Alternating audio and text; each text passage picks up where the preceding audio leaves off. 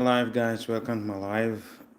Today it's been a while. Sorry for it's been a while since I made the video. Had a lot of a lot of things happening. That was personally really a lot of things happening, and for the moment we are actually looking for a new studio because I want to buy new cameras and new everything so that we can actually have a good studio. So I'm preparing for that as well.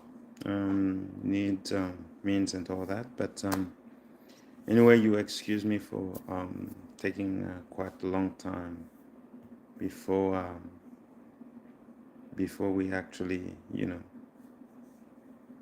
a week or so of not being accessible because I had too much to do this week. But now we want to take it over again. But for the moment, let the people enter. I want actually the people to enter in, and so that we can actually have a fruitful conversation and investment here. So this is a subject which is actually very touching many African countries, especially the French-speaking countries. That's what actually came to notice, that many French-speaking nations are very concerned about this. And we are talking about Congo and Rwanda. Rwanda has invaded Congo. For those of you who don't know, Congo is a very large country. It's the size of Western Europe. And this has been invaded by Rwanda, which is a very small country, very, very small. And through its invasion, it has taken North Kivu, that is actually the region very close to it, neighboring part of Rwanda.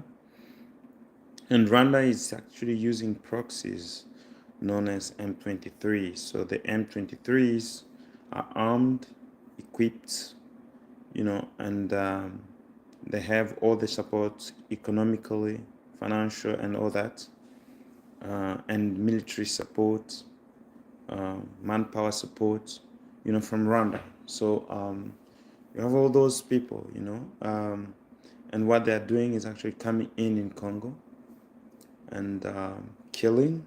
That's what they do first, because their priority is actually to occupy the land. Now, not occupying in the sense of just, taking over and letting the people live in that place. No, they come and they kill. They kill men, kill women, then unalive anybody they can actually find, and they take the cattle and the livelihood of the people that they have, in those areas. So they take everything, and they make sure that they settle. That is their area. They occupy it. They take the field, they take the earth, they take the land, and that's what they have been doing for, I can say, for 30 years. For the past 30 years, Congo has really suffered. They have had 6 million people, more than 6 million people dead. So more than 6 million people dead because of actually that. People have really lost all that they had. People have been unalived, people have been taken off. And that's what has been happening actually in Congo. There is a lot of things happening, So now what happened recent time is that Tshisekedi took over power.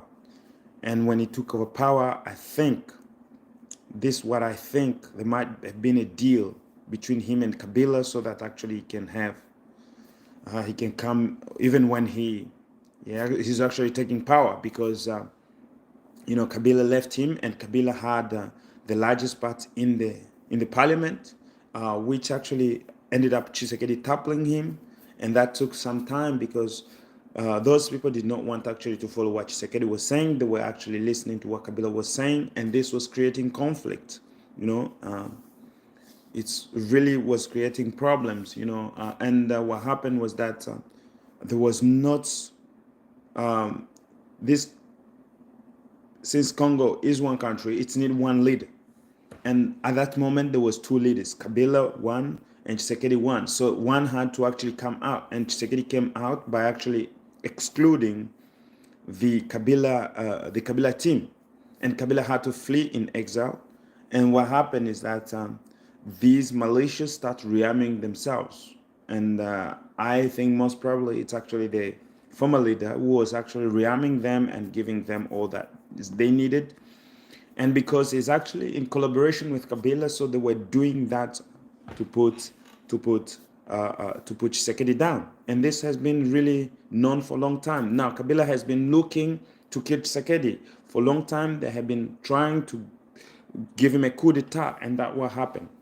So now you have actually people or the Congo, which is in trouble because it has been occupied by Rwanda in one sector, and in another, on the other side, not only Rwanda, but also you have the multinationals, which are European countries. You have also Apple, which is actually one of the biggest, largest multinational companies that is actually ruling up there.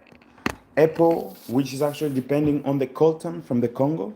You have the coltan. You have not only the coltan, but you have diamonds, you have zinc, you have all types of minerals. You know, Congo is actually the biggest country with the largest number of minerals, you know, in the world. All the rare earth elements, you know, are in Congo. So you have all that. And what's happening is that the world wants to control that. And for the world to control that, you have to have Congo, which is actually shouldn't be stable. And the deposit, which is actually the minerals in Congo, have been estimated to be $25 trillion. $25 trillion. And these people from M23, let's just call it Rwanda, because let's call it what it is. Let's call the cat by its name. M23 or Rwanda has been benefiting at least $1 billion, $1 billion every month from the exploitation of the gold that has been coming from actually those areas they occupy. Now the thing is, it's not just the area that they occupy, because now they want actually to topple the government. They want to topple, to take over the government. Look, as a Congolese, I know how my people are. There is an element of retardedness in the way of thinking of the Congolese man. Congolese is a retarded child who has not realized what he has, or the potential of what he has, and what he can do with what he has. He's still playing with gold, thinking that it's a toy that he can play with, and, you know, thinking that actually, you know, you just can do anything you want with it, you know, just playing with it. And I blame, my issue is that I blame Tshisekedi for some of this, because he has been in power for 7 years. And for 7 years, you should be able, even though the army of Kabila was destroyed, you should be very able to actually make a very powerful military. Look, in times of peace, that's when you prepare for war. In times of war, you prepare for peace, which means you have to fight. You have to fight to defend your nation. You have to fight to defend your people. And that's where he has lacked, because many people really were hoping that he can change the situation. We have been looking to him so that he can change the situation. And the situation has been unchanged, untapped. This government has been full of corruption, people just taking money and using it anyhow. It has been a misleading government, because people have been really, the country itself, or let's say the capital city itself, is so dirty. When you look at Kinshasa, you say, hey, where am I? Where am I? Where in the world am I? The way that people think, it's unbelievable how Congolese think. I cannot imagine how a Congolese person thinks. I ask myself, do they really have a mind? Their mindset is so poor. Their way of thinking is so poor. Well, I'm a Congolese myself. I'm not proud of saying that. But let's face the facts.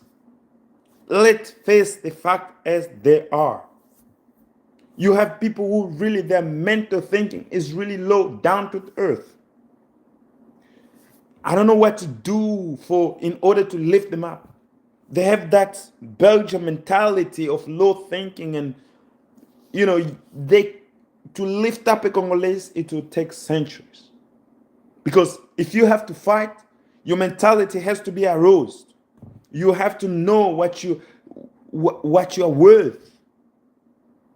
Look, in my former video, one of my first videos, I was talking about these Congo dandies, but many people were criticizing me. Many people were saying, "Oh, how I shouldn't be saying that." But it's the truth.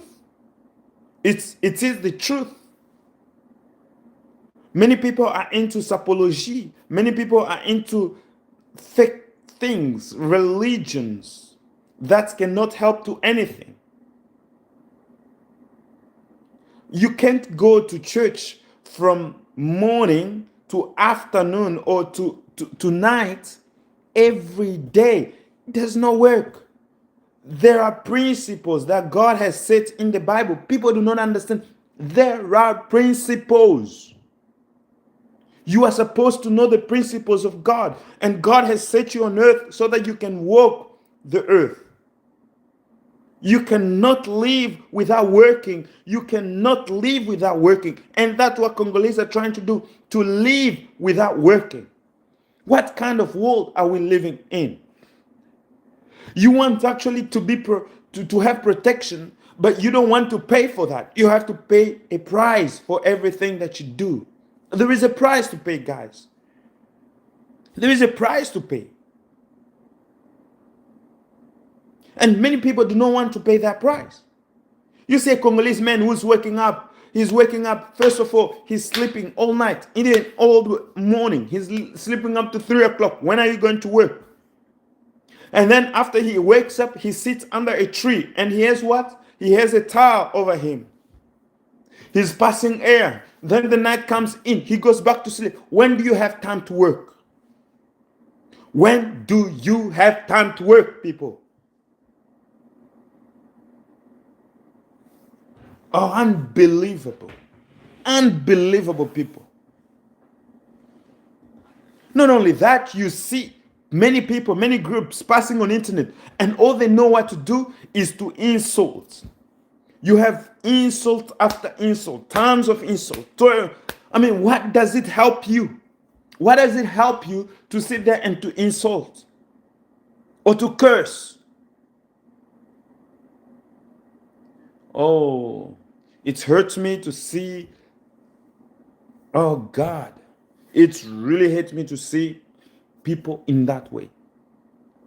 People have no lack of knowledge. The Bible says, and the Bible is always true, it says, my people die because of lack of knowledge. And these people, these Congolese people, they're dying because of lack of knowledge.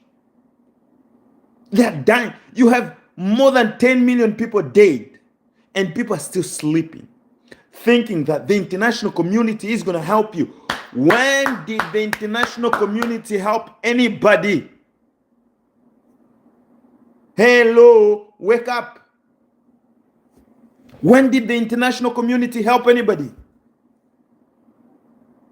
When did Guterres help anybody? Did they help Putin? Did they help Ukraine? Or did they help Assimi Goïta or whatever, the president of ESA? Who are they helping? Who are they helping? Their goals, have they ever been reached? There is no goals which have been reached by these people. These are hypocrites. These are hypocrites that are there to distract the people and to take their wealth and to enrich the rich. And the Bible is even true about this. It says, to him who has, much will be given. But to him who has not, even that what he has will be taken. And Congolese people, they just sit there and they don't even invest in themselves. They don't invest in their learning. They don't want to learn. Congolese don't want to learn. They have refused to learn. They think they know everything. They don't want to learn. Even when they're in the diaspora, they don't want to learn. Especially those people who actually speak French, they think that they are just everything. They think that because they can speak French, then okay, They know everything more than anybody. And you have a community which is really, really a people who does not know their right, a people who does not know where they stand, a people who does not know what they're dealing with. And that's the community that I belong to, a Congolese community.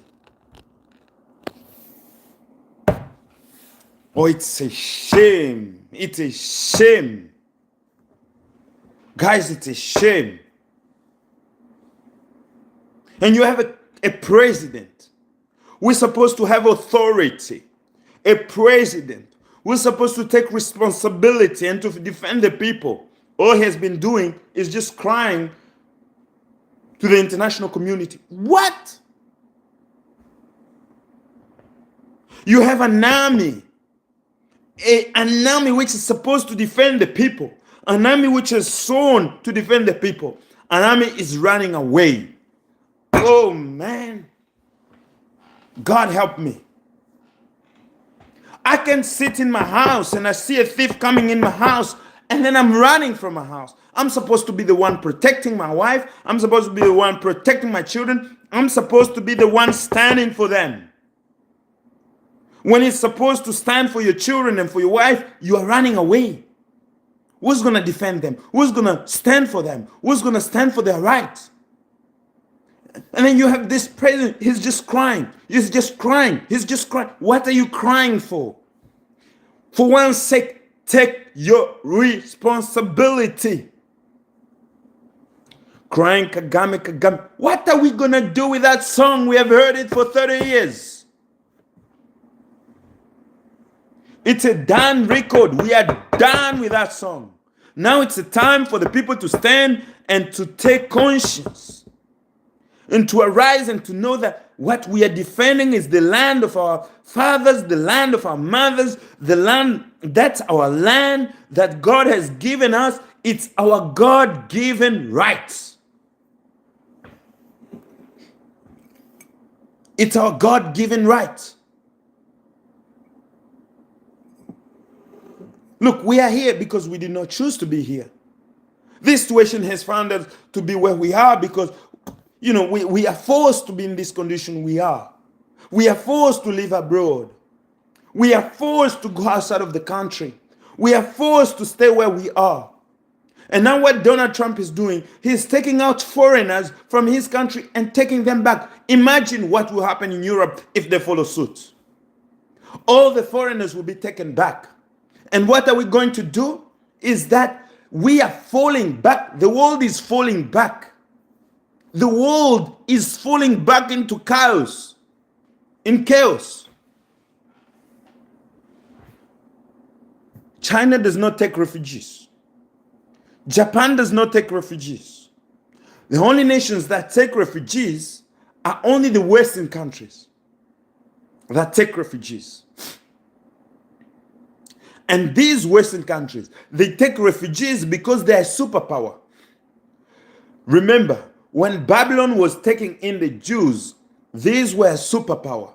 But once that power falls, once every superpower falls and fall to itself, it's that group of majority that comes and persecute the minority. And the minority has to flee and to go back to their countries. It happens everywhere. In Egypt, it happened. Go and learn your history. In Rome, it happened.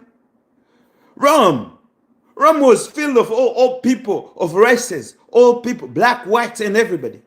But today you go in Italy, they don't like black people. This world is a mess. You have to defend your territory. You do not go by goodwill. Goodwill does not exist. God has given you black people, Africa. You have to defend that. You have to defend your soil. God has given you Bantus, the Bantu land. You have to defend that. Oh, how many times should we speak?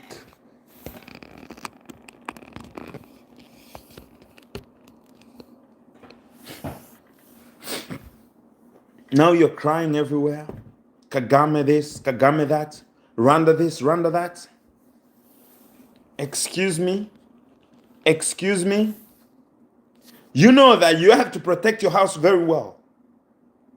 Because anytime you actually do not protect your house, there is a possibility that a thief comes in the house.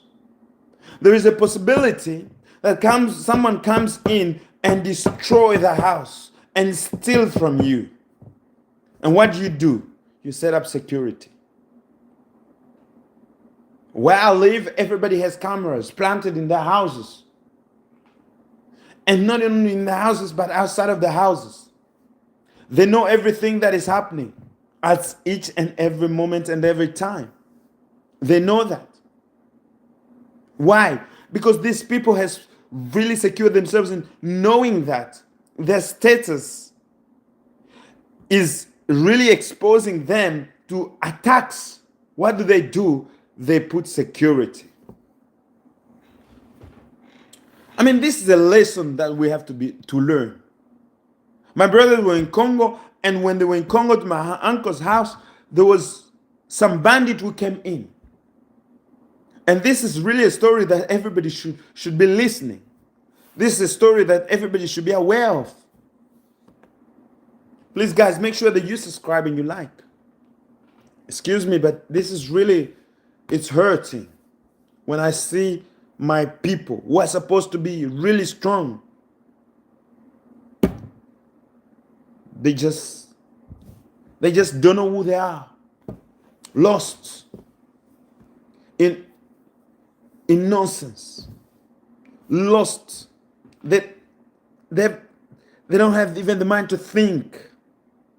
All that they know to do is just to eat. They eat for today. They don't know what is tomorrow, what tomorrow will bring. They have to go out and start, I don't know, seeking again. He does not know what will happen tomorrow. A man who does not know his future tomorrow, or a man that is not assured to eat today and tomorrow, how can he think anyway? He does not have a long plan thought of how he can invest in his prosperity. He thinks, the only way he thinks is that somebody else somewhere there from heaven will come and give him fufu. Oh Lord. Somebody there in heaven will come and give him fufu, and he's going to live by that.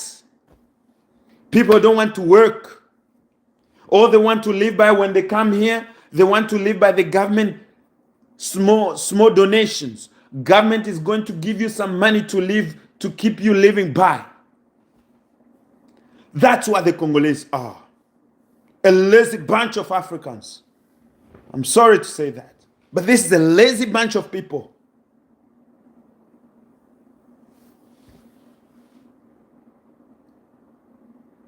It hurts me to say that, but that's the truth. All they know is women playing, I don't know, dancing.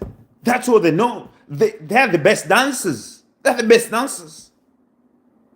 They're all there after women. I'm not saying, but this is a culture that has been ingrained in the Congolese mind, in the Congolese people. They cannot stand it. They do not know their history. What they do, they go and they want to, even in Kinshasa, they go and they want to steal in the memorial, in the place of memorial of Lumumba, to steal what was in there. What kind of people is that? In a museum, you want to go and steal.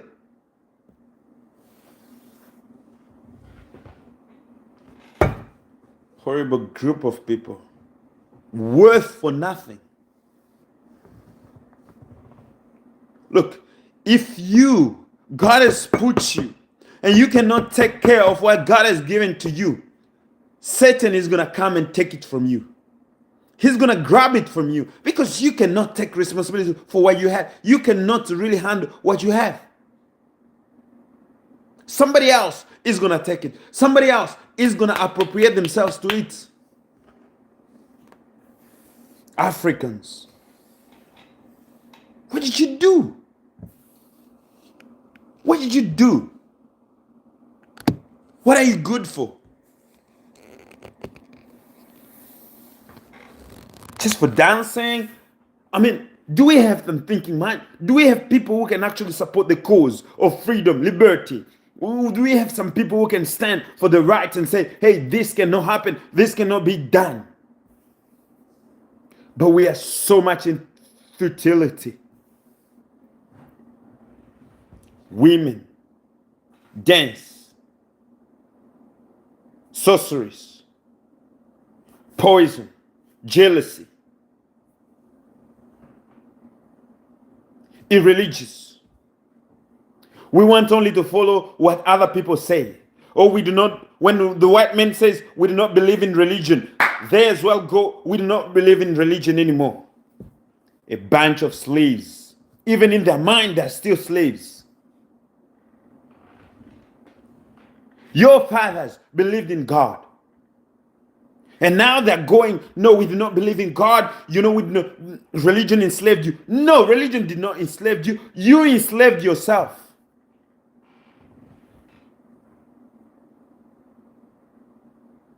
Because this Christ makes you free. Knowing the truth sets you free. Look at the Babylonian civilization. How did they prosper? Because they had the Jews. They had the word of God with them. They had the word of God with them. Look at America. How did it prosper? Because they had the word of God with them. You're telling me, oh, how did the Chinese prosper? The Chinese prosper because the Americans helped them to prosper. And they accepted the word of God with them. Now the Congolese, the people, the Africans, you're just sitting there and following after white men, following after. What is wrong with these people? What is wrong with these people? People are gone crazy. What is wrong with the people? We have lost, now we have almost lost our country. We have lost our nation because of pride, because of selfishness, because of what we think we are, who we think we are. Instead of taking whatever wealth we have and actually investing in the people, we have invested in ourselves, we have invested in our pride, we have invested in everything that we are.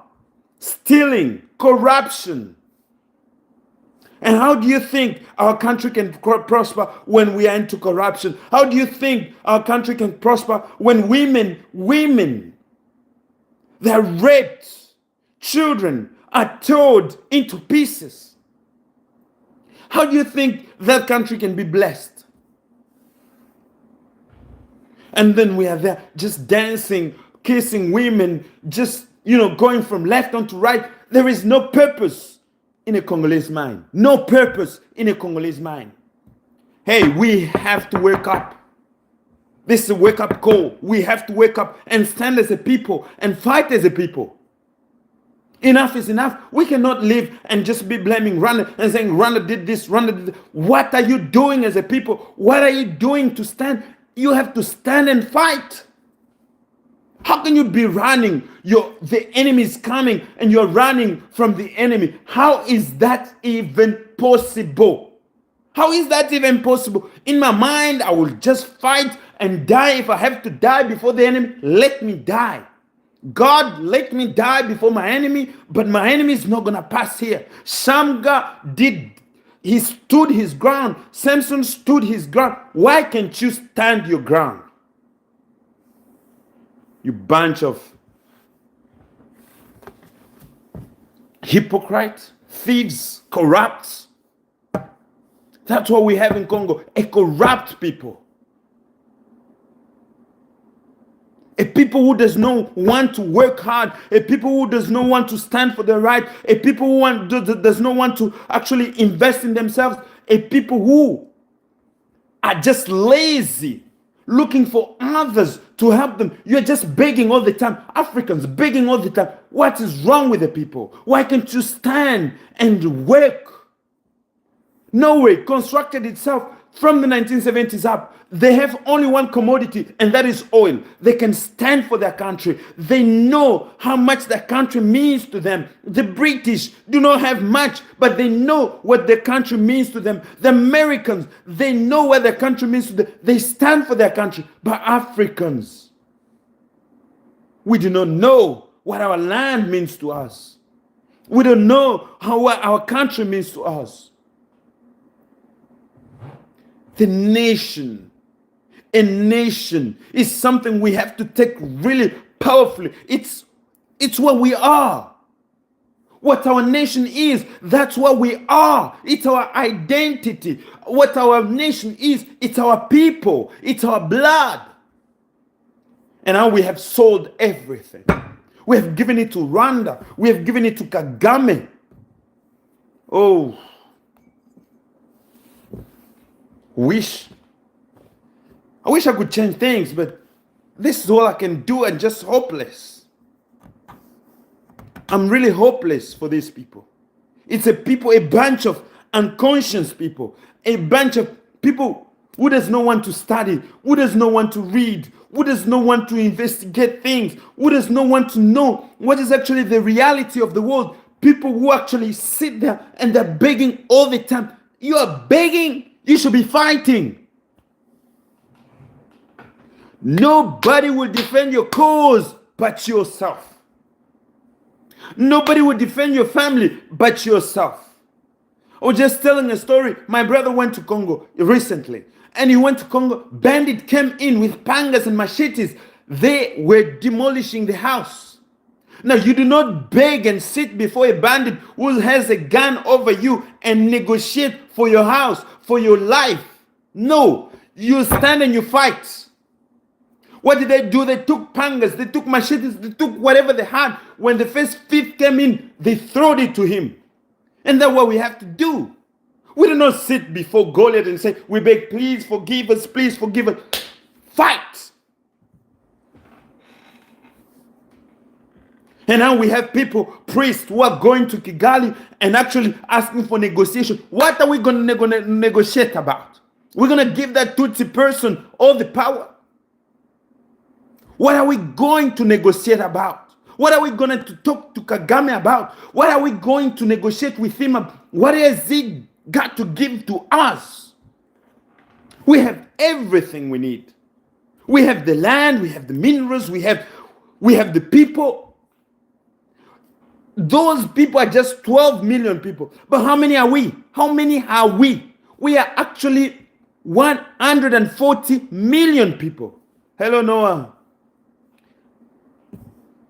Thank you.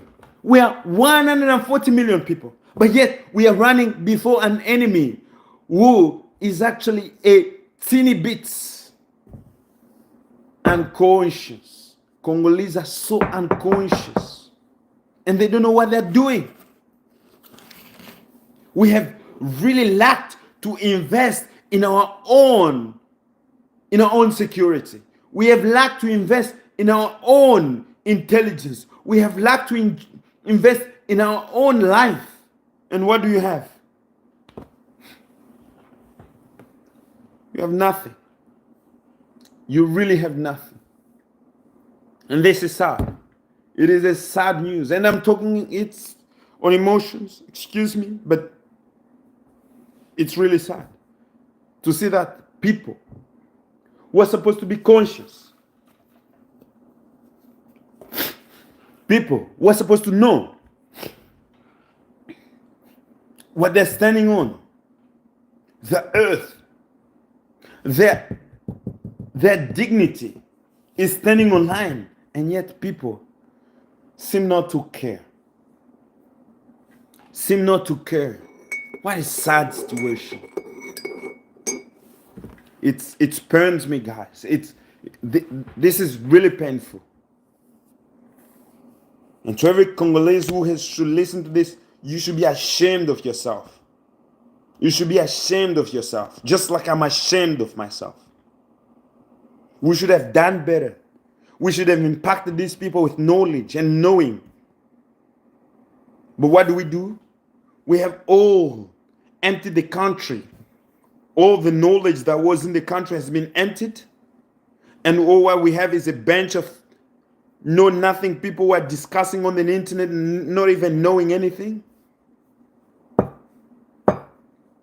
Low-thinking bunch of people. And we have nothing. God help us. God help us to have a leader who can stand, a leader who can defend his nation and his people, and a person who can know the value of who he is. We need somebody to stand. We need somebody to fight. No, enough is enough. We've lost more than 10 million people. Which nation has ever lost more than 10 million people? Which nation? 10 million people, guys. No, that's enough. That's enough. So I think that is really enough, and we should change the techniques. We should really approach ourselves. What are we going to do? Now the situation is like this. Tshisekedi is failing. What can we do as a people? What can we do as a nation? How can we affront this situation? What kind of solution can we bring at the table? I don't think I have any solution to give you, but I think the people must stand up and fight. That's the only... You've been a slave for 30 years. What you do? You stay a slave? You stay on the ground? No, you have to fight. Oh, we don't have the open. Buy them. Search for them. Look for them. Whatever you have to do, do it. You are many. You cannot be enslaved forever. Refuse to be slaves.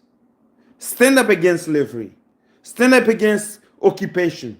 Stand up against those bandits and murderers. Stand up against them and fight. We should fight. We should fight. Not being a bunch of lazy people just sitting there and doing nothing. Thank you guys for following, and please make sure that you subscribe, and see you on the next one.